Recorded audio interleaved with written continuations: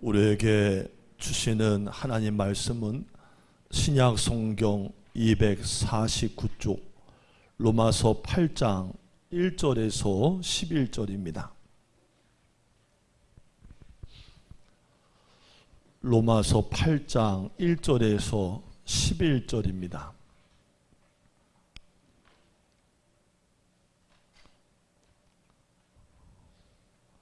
다 찾으셨으면 아멘. 저랑 한 절씩 교독하십니다. 그러므로 이제 그리스도 예수 안에 있는 자에게는 결코 정죄함이 없나니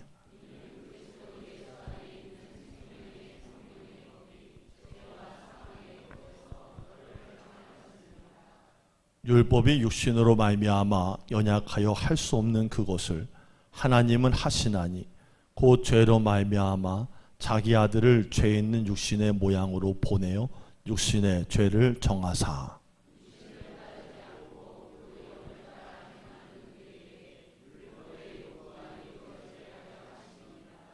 육신을 따르는 자는 육신의 일을 영을 따르는 자는 영의 일을 생각하나니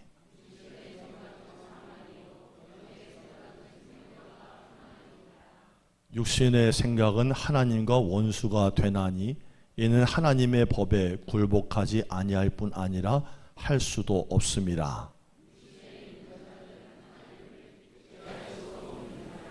만일 너희 속에 하나님의 영이 거하시면 너희가 육신에 있지 아니하고 영에 있나니 누구든지 그리스도의 영이 없으면 그리스도의 사람이 아니라.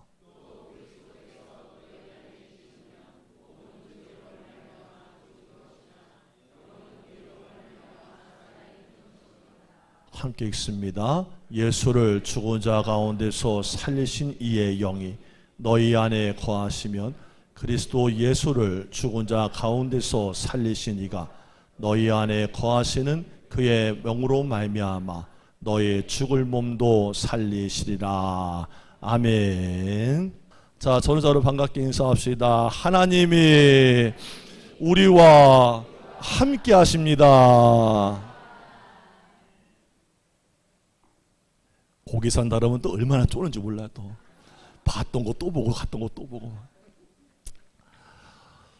여러분, 지난 주일날 제가 사람의 나이에 대한 비유를 들어가면서 영적인 성장에 대한 과정을 말씀을 드렸던 걸 여러분이 다 기억하실 거라고 저는 생각을 합니다. 생각을 하고 싶습니다. 아이의 단계, 청년의 단계, 아비의 단계예요. 여러분, 오늘 설교는 로마서예요. 모든 목사님들이 설교 가운데 가장 어려워하는 게 로마서예요. 이 로마서의 진리는 참 심오하고 깊기 때문에 지식으로 풀 수가 없어요. 그래서 저도 일평생에 소망이 있다면 어느 목회자나 다 그렇지만 은퇴하기 전까지 로마서를 강해를 완독을 하는 게 꿈이에요. 원어적으로. 근데 그만큼 어려운 설교예요. 그렇지만 이 로마서는요, 하나님의 성경 가운데 가장 위대한 보석과 같다는 말이 있어요. 여러분, 반지 있잖아요. 반지. 자, 반지를 보면은 반지에 링이 있고 그 위에 뭐가 올라가 있어요. 남편이 안 올려준 거예요? 그 링만 준 거예요? 어떻게? 여기 뭐 이게 하나 안 올려줬어요? 이만한 거? 반지로 말하면 그 위에 보석인데 빛이라 그래요. 그게 바로 로마서 8장이라는 거예요. 그만큼 중요한 거예요. 어느 목사님은 설교할 때 그런 얘기를 하세요. 좀 극단적이긴 한데, 만약에 성경을 다 잃어버린다면 한 가지만 있으면 구원받는다 했어요. 그게 뭘까요? 그게 뭘까요? 로마서 8장이에요. 성경을 다 잃어버려도 로마서 8장 하나만 붙들고 예수 믿으면 구원받는다 그랬어요. 자, 그만큼 뭐하다는 거예요? 중요하다는 거예요. 오늘 설교가 약간 딱딱할 수도 있고 좀 깊을 수도 있어요. 딴 때 같으면 지하 한 5m 파다가 말았는데 오늘은 약간 15m까지 내려가야 돼요. 그렇지만 쫄지도 말고 두려워하지도 말고 집중을 다해서 구원의 도리를 깨닫게 되기를 예수 이름으로 축원합니다. 옆 사람과 먼저 인사합시다. 하나님, 집중력을 주옵소서. 아멘. 자, 그러면은 로마서 8장이 그게 중요한데, 우리가 얻은 그 구원이 어떤 것이고 구원의 축복이 얼마나 놀라운 것인가를 알려주는 말씀을 들어야 돼요. 우리가 얻은 구원은 단순히 죽어서 천국 가자 그것이 아니에요. 물론 죽어서 각자의 믿음을 따라 천국을 가겠지만 그것은 우리가 얻은 구원의 축복을 너무 축소시키는 거예요. 구원받은 자녀들의 심령 속에는 성령이 오셔서 내주하신다는 거예요. 자, 시작. 아멘. 성령이 내 안에 오셔서 내주하신다. 요한일서 4장 16절에 하나님이 우리를 사랑하시는 사랑을 우리가 알고 믿었노니 하나님은 사랑이시라. 사랑 안에 거하는 자는 하나님 안에 거하고 하나님도 그 안에 거하시느니라. 여러분, 나 같은 사람에게도 성령이 오셔서 영원히 함께 하신다니 이거 참 감사하고 감격적인 일이죠. 혹시라도 잠이 들면 첫사랑 그 성령 받았을 때 여러분들 기억이 나실 거예요. 여러분도 추억이 있지요. 성령 체험했을 때 첫 추억이 있지요. 있다고 해야 된다고 써 있어 여기. 있다고. 할렐루야. 처음 성령 받았을 때 그 첫사랑과 추억이 있어서 이게 잠이 들면 성령이 떠나실까 봐 잠도 못 자고 그분 모시느라고 막 수종 들었던 그런 세월이 있는 거예요. 성령을 처음에 받으면요 말도 못하게 좋아요. 뭐하게 좋다? 말도 못하게 좋은 거예요. 그분을 그렇게 모시고 했던 기억이 있는 거예요. 자, 그런데 우리가 구원받았다는 건 그럼 뭐냐? 부활하신 예수 그리스도께서 성령으로 우리에게 오신 사건이라는 거예요. 예수님을 구원자로 내 삶의 주인으로 영접을 하면 예수 그리스도께서 성령으로 내 안에 들어오십니다. 그래서 죽은 영을 살려내시고 거듭나게 하시고 이끌어서 영생까지 얻게 하시는 거예요. 이걸 뭐라고 말하냐? 성령의 내주라고 그래요. 내주. 내 안에 거하시는 거예요. 근데 조금 더 정확하게 더 확대해서 말하면 성령의 영주라고 말하고 싶어요. 이게 뭐요? 내주는 내 안에 거하심, 영주는 나와 함께 영원히 거하심. 할렐루야. 그러므로 한 사람이 진짜 예수 믿는 사람인지 아닌지를 알려면 그 사람 안에 성령이 오셨고 거하셨는가를 보면 알 수 있다는 거예요. 바울은 고린도 후서 13장 5절에도 이렇게 말합니다. 너희는 믿음 안에 있는가 너의 자신을 시험하고 너의 자신을 확증하라. 예수 그리스도께서 너희 안에 계신 줄을 너희가 스스로 알지를 못하느냐? 그렇지 않으면 너희가 버림받은 자니라. 이게 무슨 말입니까? 예수님의 영, 성령님이 그 안에 거하셔야 믿음이 있는 사람이고 구원받은 사람이라는 거예요. 그래서 오늘 우리가 읽은 로마서 8장에 보니까 본문 9절 하반절에 누구든지 그리스도의 영, 성령이 없으면 그리스도의 사람이 아니라고 했던 거예요. 자, 여러분과 제 안에는 성령님이 계십니까? 여러분 안에는 지금 성령님이 거하고 계십니까? 자, 그렇다면 우리 안에 오신 예수 그리스도의 영 성령님은 구체적으로 어떤 일을 하실까? 오늘 세 가지를 나눕니다. 첫 번째, 우리를 모든 정죄에서 해방시키십니다. 이 자리에 앉아 계신 성도님들 가운데 죄책감으로 정죄감으로 눌려있는 인생을 살아온 분이 계시다면 그분이 그곳에서 자유하게 되기를 예수의 이름으로 축원합니다. 모든 죄책감을 떨쳐버리기를 예수의 이름으로 축원합니다. 오늘 본문 1절과 2절입니다. 함께 읽습니다. 시작.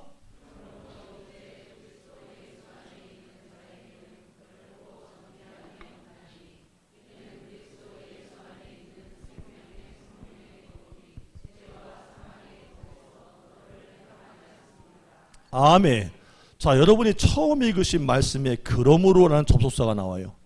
이 그러므로라는 접속사는 지금까지의 모든 전에 있던 이야기를 정리하고 결론으로 이끄는 단어예요.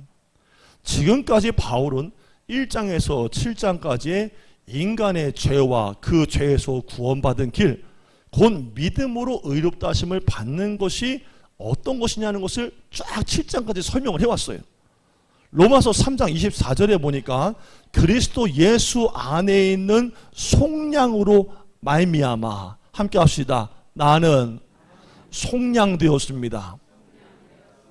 내가 값을 치를 만한 능력이 없는데 속량, 몸에 값을 치르고 나를 데려왔습니다.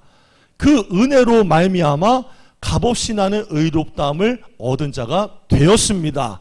자, 믿어지면 아멘. 여러분, 구원을 얻기 위해서 여러분 스스로 윤리적인 노력을 하면 안 됩니다. 교회에서 종교적인 생활하는 거 멈춰야 됩니다. 그렇다고 여러분이 막살나는 말이 아닙니다. 그러나 은혜 외에 덧입히려는 노력을 하지 말라는 것입니다. 함께 합시다. 나는 예수의 십자가 은혜로 구원받았습니다. 그것을 믿으면 그 피값으로 의롭다 하심을 받는다는 거예요. 여러분 스스로가 깨끗해지는 게 아니라 예수의 피를 덮어놨더니 그 피백기 안 보이더라 이거예요. 누가 보실 때? 하나님이 보실 때 말이에요. 로마서 5장 1절에 우리가 믿음으로 의롭다 하심을 받았으니, 무엇의 믿음으로? 아들 예수의 피공로를 믿음으로 의롭다 하심을 받았으니 우리 주 예수 그리스도로 말미암아 하나님과 화평을 누리자. 여러분, 예수가 우리 안에 오지 아니하시면 하나님과의 관계는 깨져버리는 거예요. 근데 그분이 오셔서 우리를 대신해서 길을 놔가지고 하나님과 화평한 존재가 되었다는 얘기를 하고 있는 거예요. 또한 죄를 따르던 우리의 옛사람은 죽었고 예수 그리스도 안에서 새 사람이 되었다고 말을 해요.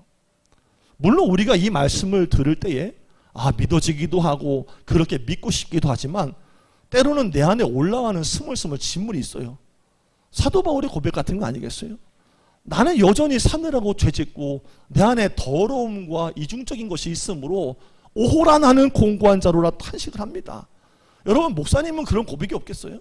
여러분, 목회자는 항상 여러분 보실 때 완벽합니까? 완전해요? 아니에요. 항상 저도 불안하고요. 때로는 죄스럽고요. 내 안에 올라오는 스멀스멀한 육신의 뿌리 때문에 어려울 때가 있어요. 그래서 나도 고민하는 거예요. 난 왜 이럴까? 은혜를 받았다고 하고 목사까지 하고 있는데 나는 왜 이럴까 하는 오라 탄식하는 게 나에게 있지만, 그리스도 예수로 말미암아 우리가 감사할 수 있는 자가 됐다는 것은 바로 1절에 그러므로 라는 말로 모든 걸 담고 있기 때문이에요. 자, 그렇다면 그러므로가 어떻게 됐을까? 그러므로가 무슨 의미입니까? 한마디로 바울은 그리스도 예수 안에 있는 자에게는 결코 정죄함이 없다는 거예요. 그분 안에 내가 있다고 믿으면 하나님은 나에게 정죄를 묻지를 않으신다는 거예요. 그리스도 예수 안에 있는 생명의 성령의 법이 죄와 사망의 법에서 우리를 해방했기 때문이라는 거예요. 여러분, 돈을 치렀어요. 죄인이에요. 그 몸값을 받아야 돼요. 자기가 치를 죄 없어요. 파산했어요. 근데 누가 나타나서 나를 대신해서 그 돈을 다 치렀어요. 그럼 나에게 뭐래 되는 거예요? 너는 이제 해방이다. 가라. 풀어주면 되는데 자꾸 우리는 죄의식에 눌려가지고 내가 그 안에 살고 있으면서도 수갑을 풀지 않고 발목에 촉새를 풀지 않고 계속 죄에 끌려다니는 거라는 거예요. 이 말은 이제부터 우리가 적용받는 법이 달라졌다는 거예요. 여러분, 공항 가보셨죠? 공항. 안 가본 거예요? 공항 안 가보신 거예요? 뭐라고 예를 들어야 되지? 여러분, 공항 가보셨죠? 내년 3월에 가게 되기를 예수 이름으로 축원합니다. 막간에도 광고 한번 집어넣고. 감사합니다. 여러분, 공항을 가면요, 입국장에 가보면은 대기하는 줄 라인이 2개가 있어요. 외국에 나갔다가 들어올 때 대한민국 국적을 가진 사람은 내국인 줄에 서서 들어오지만 외국인은 외국인 줄에 서서 있어야 되는 거예요. 왜요? 각 사람에게 적용하는 법이 다르기 때문이에요. 이와 똑같은 일이 우리에게 일어나는 거예요. 예수님을 믿지 않는 사람은 죄와 죽음의 법 아래 있는 거예요. 로마서 6장 23절이 말한 대로 죄의 삭은 사망이다 그랬어요. 죄인은 누구나 심판 아래에 있는 거예요. 그러니까 줄을 서는데 이 사람은 예수가 없기 때문에 어디 줄에 서 있다는 거예요? 심판의 줄에 서 있다는 말이에요. 근데 예수를 받아들이고 믿으면은 그 사람에게는 적용되는 법이 달라진다는 거예요. 생명의 성령의 법이 적용된다는 거예요. 우리 안에 찾아오신 성령께서 죄와 죽음의 법에서 우리를 아까 말씀드렸지 뭐 했다 그랬어요? 뭐 했다고? 해방시켰다는 거예요. 그래서 우리는 하나님 앞에서 죄 때문에 사망의 눌림 때문에 심판을 받는다거나 우리가 뭔가 잘못했다고 해서 버림을 당하는 사람이 아니라는 거예요. 함께 합시다. 하나님은 선택하고 구속하여 영생에 이르게 하십니다. 어떤 분 그렇게 설교하는 사람도 있어요. 목사님들 중에도요. 선교사님 중에도 겁을 준다고 그러는 거예요. 구원받았지요? 지옥 갑니다. 뭐만 하면 지옥 간대. 뭐 하면 지옥 가요? 그것도 지옥 가요.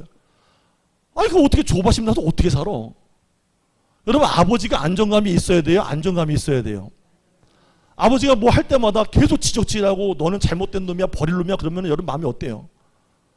애들이 성장 과정 어려운 거예요. 하나님도 마찬가지요. 여러분이 조금 잘못했다고 여러분 마음속에 음욕이 일어나고 탐욕이 일어났다고 버림받을 놈, 내칠 놈 어떻게 살아요? 우리는 그런 존재가 아닙니다. 성령의 생명의 법으로 우리가 적용을 받는 자녀가 됐다는 거예요. 함께 합시다. 나는 이미 자녀입니다.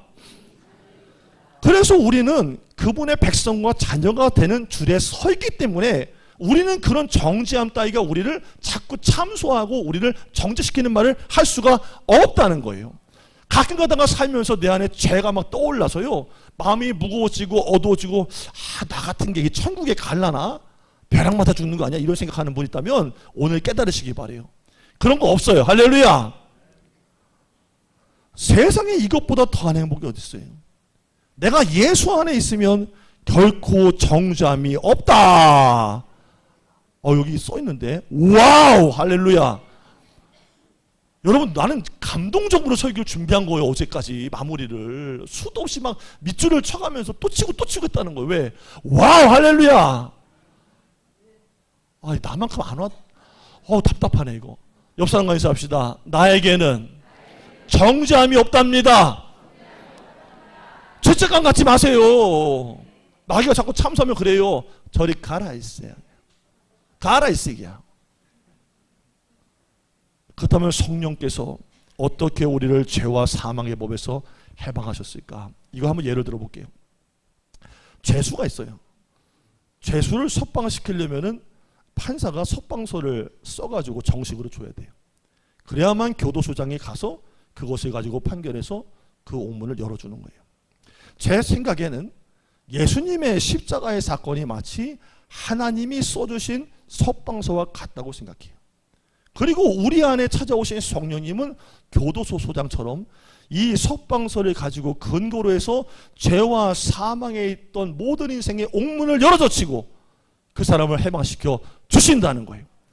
그러니까 예수의 십자가의 사건이 우리의 죄와 죽음의 문제를 해방할 수 있는 근거가 된다면 우리 안에 오신 성령님은 그 근거를 가지고 하나님이시는 근거를 가지고 실제로 우리를 해방시켜 주셨다는 거예요.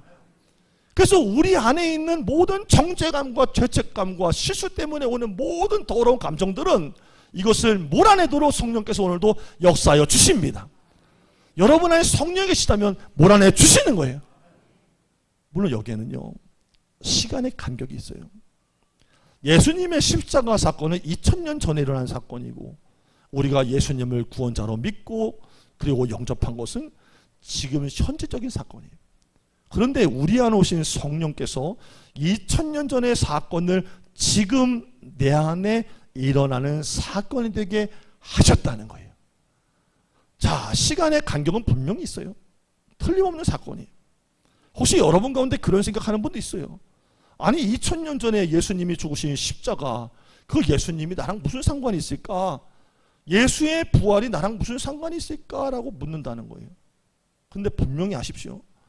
십자가에서 죽으시고 부활하신 그 예수님이 지금 내 안에 성령으로 계신다는 거예요.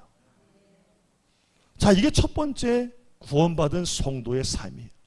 자, 두 번째, 우리 안에 오신 성령님은 모든 정죄에서 우리를 해방시킨 것만이 아니라 율법의 요구를 이루는 삶을 살도록 하신다는 거예요. 함께 합시다. 율법의 요구를 이루는 삶. 과거에 우리는 율법의 요구대로 살 수 없었어요. 여러분 지금도 저는 마찬가지라고 생각해요. 성경에 나와 있는 613개의 율법, 그리고 10조항, 그리고 하나님 사랑, 이웃 사랑, 여러분 지키고 사는 사람 몇 명이나 있어요? 한번 물어봅시다. 만약에 하나님이 하나님을 사랑하고 이웃을 사랑하라는 덕목 두 가지를 대놓고 넌 다 지켰냐? 완전하냐? 그러면 어느 누가 나는 안 한 걸 사람이 있어요. 그럴 사람이 있어요? 졸면 큰다는 거예요 지금. 있어요? 613개를 줄여놓은 게 10계명입니다. 10계명을 추약해 놓은 게 모든 선지자와 강령이라고 하는 하나님 사랑과 이웃 사랑이에요. 근데 우리는요 613개는 그만두고 10계명도 못 지켜요. 2개도 못 지켜요. 그렇기 때문에 율법의 요구를 지킬 사람은 아무도 없다는 거예요. 율법의 기능이 뭐예요? 율법은 죄를 깨닫게 하는 거예요. 내가 잘못하고 있구나, 하나님과 멀어지고 깨닫는데 깨달을 뿐이지 그렇게 살지는 못한다는 거예요. 그러니까 율법의 한계는 거기까지예요. 어디까지? 깨닫는 것까지, 죄인이구나까지. 근데 성령이 찾아오셨어요. 누가? 성령이 찾아오신 거예요. 우리의 연약함을 알기 때문에 찾아오신 거예요. 함께 합시다. 나의 연약함을 아시기 때문에, 율법을 못 지키는 걸 알기 때문에 찾아오신 거예요. 그래서 우리로 하여금 율법의 요구를 이루는 삶을 살 수 있도록 도와주신다는 거예요. 자, 이게 3절과 4절이에요. 자, 이제 눈이 천천히 개슴츠레해지면서 주님 만날 준비를 하는 분이 있는 거예요 지금. 자, 3절과 4절 시작.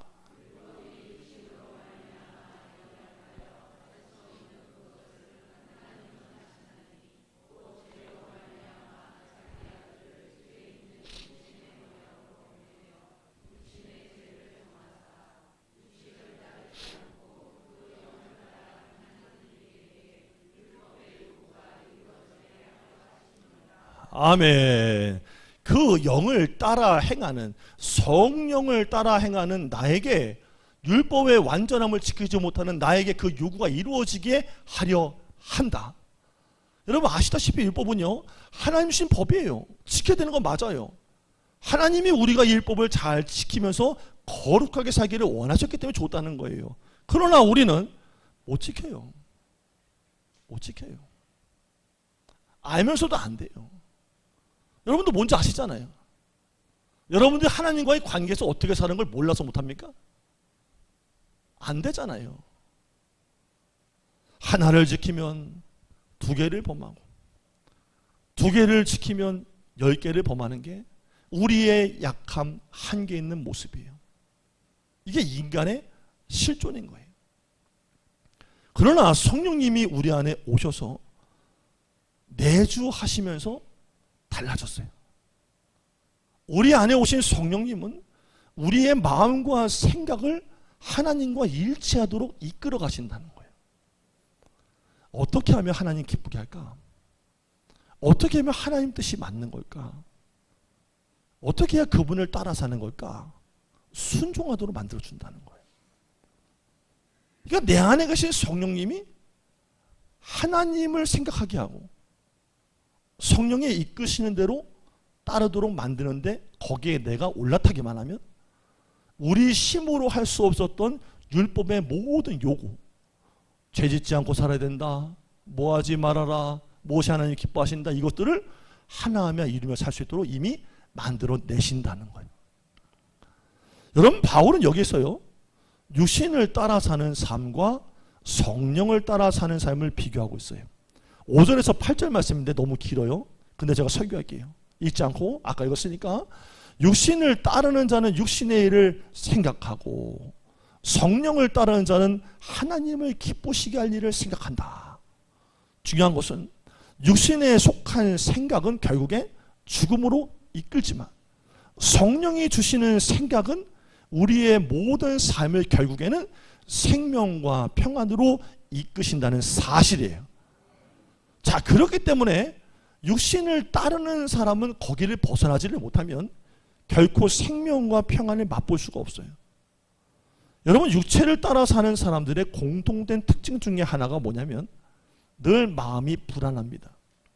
오늘 여러분 가운데 나는 왠지 모르게 마음이 너무 불편해, 불안해, 모두 환경적으로 완벽한데도 불안해하는 분들 잘 들으세요. 자기의 욕망과 자기의 마음이 원하는 것을 다 하면서 이상하게 마음이 허탈하고 공허한 마음이 계속 드는 거. 어떤 사람은요, 이렇게 사는 게 맞나? 이러다가 끝나는 거 아니야? 늘 불안증이 있어요. 한 치 앞도 못 보는 인생이 자기 인생을 계획하고 관리하면서 지켜나가려고 애를 쓰다 보니까 이 얼마나 내 속에서 피곤해 죽을 맛이겠어요. 여러분, 제가 어느 TV 프로를 봤더니요, 한 아나운서가요, 유치원 아이들에게, 누구에게? 유치원 아이들에게 이것저것 다 묻는데요, 한 꼬맹이가요, 요즘엔 배우는 게 너무 많아서 사는 게 피곤하다고 대답을 하더라고요. 여러분, 요새 피곤하지 않은 사람 하나도 없습니다. 5살짜리 붙잡고 헛소리하면 그래요. 노세요, 지금 바빠요, 이럽니다. 유치원생도 사는 게 피곤하다는 거예요. 다 피곤한 삶이에요. 그래서 가장 잘 팔리는 약이 뭘까요? 대한민국에서. 뭘까요? 맞아요. 바코스. 아니, 바코스가 그렇게 잘 팔린다는 거예요. 옛날부터 있던 바코스가 50년이 넘었답니다. 이 바코스가 올해로 딱 63년 됐대요. 지금까지 팔린 판매량이 얼마냐면 250억 병을 앞두고 있답니다. 여러분, 제가 아는 저희 어머니 친구분은요, 하루에 바코스를 반 병을 드세요. 식당에 가시는데 피곤하다고 볶고 한번 마시고 지치고 한번 마시고 그러는 분이에요. 그러니까 이분이 지금까지 마셨던 바코스 양이 얼마냐 했더니 거의 지구를 3바퀴는 돌릴 것 같다는 거예요. 하루도 안 먹은 날이 없다는 거예요. 자, 여쭤볼게요. 바코스를 그렇게 많이 먹으면 안 피곤해져요? 어때요? 그때뿐이요. 반짝반짝 하다가 돌아서면 멍해지는 거예요. 그러니까 인생은 피곤한 거예요. 함께 합시다. 인생은 늘 피곤하고 불안한 거다. 교회를 다니면서도 마음에 자꾸 평안이 없는 사람들을 봐요. 예수 믿는데 왜 내 안에 평안이 없지? 왜 땅바닥에다가 발을 붙이는 안정감이 없지? 여러분, 다른 데서 이유를 찾으면 안 돼요. 그 이유는 간단해요. 여러분 안에 계시는 성령을 따르지 않기 때문에요. 부딪히는 거예요. 성령을 따라 살아야 하는데 자꾸 내가 내 욕망과 육신의 소욕을 따라가려고 하니까 그 사람 속에 계신 성령께서 자꾸 탄식하시는 거예요. 육의 문제로 이해하지 말고 영의 문제로 이해하라는 거예요. 옆 사람 깨웁시다. 영의 문제로 이해하랍니다. 육신은 피곤하면 자면 되는 거예요. 물론 피곤해도 더 피곤해. 하지만 영의 문제는 해결이 안 되는 거. 이게 성령을 자꾸 거스르는 거예요. 그러니까 평안이 없이 대신 뭐예요? 늘 불안해. 무슨 일 터지면 어떡하지? 늘 의심해. 어떤 분이 자기 얘기를 하더라고요. 주일날 오전에는 어떤 일이 있어도 이제는 골프장 가지 않겠다고요. 내가 뭐 가지 말라 그랬나? 뭐 어떻게? 나는 그런 얘기 안 해요. 이미 과거에는 자주 주일날 빼먹고 골프 치러 간 모양이에요. 자기 입으로 얘기하니까 하는 거예요. 목사님 잘 몰라요. 사실 골프장에 안 가면요, 이 관계라는 게 잘 안 될 때가 있었어요. 그러니까 어쩔 수 없는 현실이니까 갔단 말이에요. 근데 그제야 이분이 주일날 골프장에 가지 않겠다고 결정했는데 어떤 외부적인 환경 때문에 그런 게 아니었어요. 왜요? 목사님, 가서 몸은 있는데요, 필드에 서 있는데 마음이 영 불편해 죽겠어요. 불안해요. 여러분, 성령이 내 안에 와 계시면요, 성령이 그 사람을 집중하시면요, 그 사람을 그냥 그렇게 두지는 않으세요. 예배 빼먹고 등산 가서 있고 낚시 가서 있고 가족 모임 가서 있고 즐기는 데 가서 있고 한 잔 마셔라 부어라 가서 있고, 만약에 성령이 그 안에 계시는데 그 사람을 그냥 둔다? 그럼 그 사람은 실제는 성령이 그 안에 안 계신 사람이에요. 불안하다는 거예요. 그나마 불안한 게 감사해요. 함께 합시다. 불안한 게 감사인 줄 알자. 여러분, 살면서 불안하고 염려가 근심이 쌓이고 아내가 막 흔들릴 때, 여러분 또 일상 속에서 자꾸 이상한 일이 자꾸 일어날 때, 반복적으로 일어날 때 우연으로 치부하지 마세요. 머피의 법칙이 아니에요. 우연히 겹치면은 하나님의 사인이요. 그만 가라는 거예요. 목사가 이런 얘기를 다 안 해요. 일부러 개인적으로는. 조심하라고 말을 하지 마. 왜? 우연히 쌓이는 거는 사인이요. 뭐라고요? 사인이요. 그만 가라는 거예요. 그 사람 안에 성령의 요구, 하나님께 예배하고 신령하게 예배 삶으로 살기를 바라시는 그분과 요구가 자기의 몸과 삶이 안 맞아 떨어지니까 늘 마음으로 찜찜해서 도저히 내가 이제는 골프장에는 주일날 못 가겠습니다. 자기가 얘기하더라는 거예요. 그게 맞아요.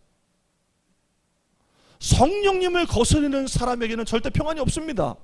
아무리 쉬어보세요. 마사지기 위해서 하루에 10시간 앉아 있어 보세요. 소용없어요. 평안을 하나님이 창조하시는 거예요. 할렐루야. 성령님이 오신 적이 없는 사람은 죄 안에 그대로 놓여있기 때문에 감각 자체가 죽어 있는 거예요. 영이 없기 때문에요. 마지막 세 번째입니다. 그렇다면 성령을 따라 산다는 건 어떻게 사는 것이냐? 자, 12절과 13절, 12절, 13절 시작.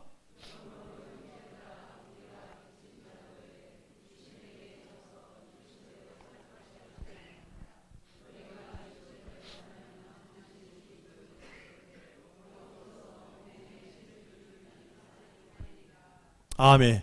여기서 흥미로운 단어가 나오죠. 빚진 자라는 거예요. 여러분 빚을 져보셨나요? 뭐 지금도 있는데 뭘 물어봐. 할렐루야. 빚을 져봤죠. 빚지면 어때요? 빚.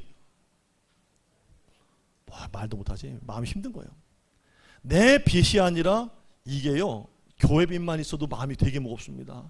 여러분, 저는 빚을 져본 사람이요, 25일만 되면은 담임 목사라고 문자가 와요. 이번에 이자율이 얼마고요, 한 달 이자가 1200만 원입니다. 그리고 문자가 옵니다. 전에 있던 교회에서 있었던 일이요. 장로님이 저한테 이걸 보내세요 그랬더니 목사님이 대표자니까 아셔야 된다는 거예요. 알라는 거예요. 나보고 갚으라는 거예요. 1200만 원씩 이자를 내야 되는 거예요. 빚이 있으니까요, 힘들어. 마음이 무거워. 여러분, 빚 그러면요, 늘 마음이 쪼들리는 거예요. 이와 마찬가지로 과거에 우리는 육체에서 빚을 지고 살았대요. 그래서 육신이 하는 대로 끌려다녔다는 거예요. 근데 이제는 우리가 성령께 빚진 자가 되었다. 그러니 우리가 어떻게 살아야 되겠냐? 빚을 졌으니까 그분을 따라가야 한다는 거예요. 여러분 읽으신 12절 13절이 그 말이에요. 사실 우리가 이미 구원받았지만 우리의 몸과 육신은 예전 그대로예요. 왜? 아직 영광스러운 몸으로 완전히 변화된 게 아니기 때문이에요. 몸의 행실이 여전히 남아있기 때문이에요. 그래서 나도 모르는 사이에 몸의 행실을 따라 자연스럽게 살게 된다는 거예요. 근데 여러분 꼭 알아야 됩니다.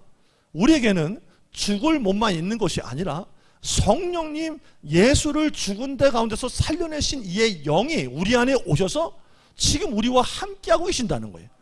그래서 우리의 육신이 더 이상 힘을 발휘할 수 없다는 거예요.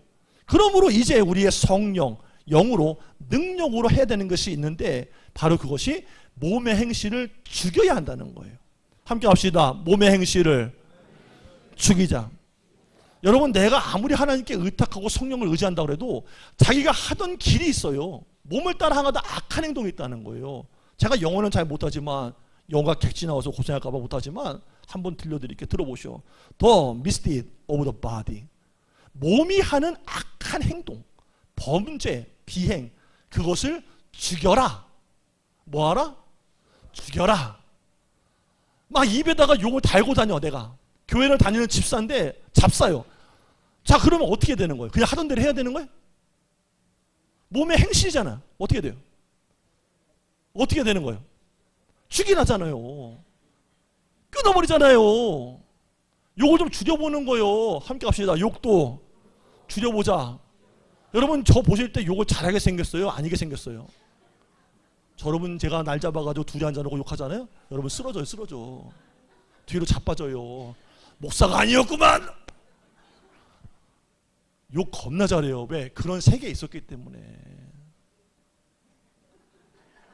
우리 동네가 욕을 안 하면 대화가 안 되는 동네요. 어머니들이 대화를 하는데 남의 자식한테도 그랬어요. 우리 동네에서 다 그랬어요. 아유, 육실놈의 새끼야. 육실놈이 뭔지 아세요? 다리 몽댕이를 다 분질러서 잘라버린다는 얘기요. 이게 아침에 일상이에요. 이게. 야, 이 육실놈의 새끼야, 밥 처먹어 이 새끼야. 그래, 나는 들은 게 있으니까 너무 자연스러운 거예요. 이전에도 러시아어 잘하는 분도 있잖아요. 러시아어. 여기서는 안 하잖아. 나가면 뭐예요? 집에만 가면 남편한테 승질나면은 막 던져놓고 남편 뒤에다 대고, 야, 씨벌놈의 새끼, 개새끼야. 그냥 나오잖아. 그게 왜 나오냔 말이에요. 그게 몸의 행실은 죽여야 돼요. 죽여야 돼요. 교회 와서 고관 척하지 말고 죽이라는 거요. 끊어버리라는 거요. 음란한 것도 자꾸 하면 길나요. 눈을 흘기지 마요. 음란도 음행도요, 내 안에 뿌리가 있어요. 씨앗이 있어요. 자꾸 눈으로 탐하면요, 가요. 몸이 끊으라는 거요. 나이가 몇인데 아직까지도 껄떡껄떡거리거든요. 아니 그러지 마요. 그리스도의 사람은 하지 말라는 거요. 함께 합시다. 내 남편으로, 내 아내로 충분히 만족합니다. 몸의 행실을 죽여라. 성령의 요구가 내 안에 들어오시면 몸의 요구를 따라 살지 않는 사람으로 바뀐다는 거예요. 자, 14절 말씀 같이 읽습니다. 시작.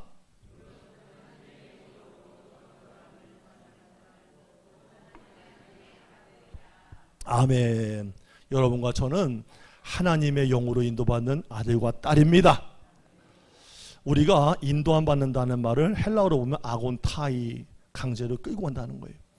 우리가 육체적으로 끌려가던 사람들이었는데 성령께서 우리 안에 오시면요, 가자 끌어가신다는 거예요. 가끔 저도 그걸 느껴요. 내가 이상한 쪽으로 자꾸 생각을 돌리거나 방향이 길이 나잖아요. 야단치는 게 들리긴 들려. 깨닫게도 하셔요. 때로는요, 몸도 아파요. 그래서 바울은요, 갈라디아서 5장 17절에서 육체의 소욕을 뭐라고 표현했을까? 이런 단어를 씁니다. 육체의 소욕이란 말, desire. 몸이 내가 요구하는 걸 따르게 하는 거. 욕망. 여러분, 목이 마를 땐 뭐 해야 돼요? 뭐 해야 돼요? 물 마시려고 하잖아요. 그게 바로 소욕이요. 자연스러운 거예요. 자, 배가 고플 때는 빵을 먹어야지 무슨 밥을 먹어. 막 땡기는 거 있잖아요. 막 그게 자연스러운 거예요. 이것이 소욕이라는 거예요. 육체의 소욕은 이처럼 강력한 거예요. 그런데 성령님은 이런 육체의 소욕과 싸워서 우리를 진리 가운데로 이끄신다는 거예요. 우리를 구원하시고 나서 수수방관하는 게 아니라 기어이 진리로 끌어가서 하나님과 친하게 만들고 이기게 만들도록, 영생을 얻게 만들도록 멱살을 끌고 와서라도 이기게 하신다는 거예요. 그게 바로 성령이 우리 안에 하시는 일이라는 거예요. 그렇기 때문에 성령 받은 사람은 죄 짓고는 못 사는 거예요. 죄를 짓고 나면 마음이 불편해서 못 사는 거예요. 만약에 이 자리에 계신 분 가운데 내가 죄를 졌다고 확실히 느껴져요. 남의 돈 떼먹고도 마음이 평안해, 잠이 잘 자. 그거는 이미 그 안에 뭐가 없다는 거예요. 성령이 안 계시다는 거예요. 죄를 지으면 불편해요. 제자리로 돌려놔야 돼요. 성령과 함께 사는 사람은 그래요. 하다못해 500원짜리 하나 떨어져 주셨는데 그것도 불편한 거예요. 하다못해 남의 마음에다가 무슨 씨 같은 말을 던져놨어. 가시가 된 것 같아. 그것도 불편한 거예요. 어떻게 그래서 찾아가서, 아, 김치사, 내가 그거 잘못한 말 같아. 내가 미안해. 사과하고 마는 거예요. 왜? 내 안에 계신 성령께서 죄가 된다는 것 자체를 못하도록 이끌어 가신다는 거예요. 옆 사람과 인사합시다. 나를 이끄시는 성령님. 자, 그래서 마지막에 이끌어서 결국에는 15절에 내가 하나님을 아빠, 아버지라고 부르면서 마지막 날까지, 내 생명이 다한 날까지 천국에 이를 수 있도록 나를 아들로, 딸로 데려가신다는 거예요. 우리 성도님들한테 오늘 로마서 8장 굉장히 어려워요. 깊어요. 하지만 여러분과 제가 다른 건 다 잊어도 내가 그리스도 안에 성령의 사람이라는 이거 한 가지 붙잡고 믿음으로 싸워 이길 수 있는 저와 여러분이 되기를 주의 이름으로 축복합니다. 기도하겠습니다. 복음 안에 낳은 자녀된 우리들이 날마다 성령으로 충만케 하셔서 영으로 진리로 인도받는 인생길 되게 하여 주옵소서. 혼탁한 진리의 전장의 한복판에 살고 있습니다. 우리 성도 한 사람도 낙오하지 않게 도와주시고 남은 인생도 성령의 요구를 따라 살게 하여 주옵소서. 예수님의 이름으로 기도드립니다. 아멘.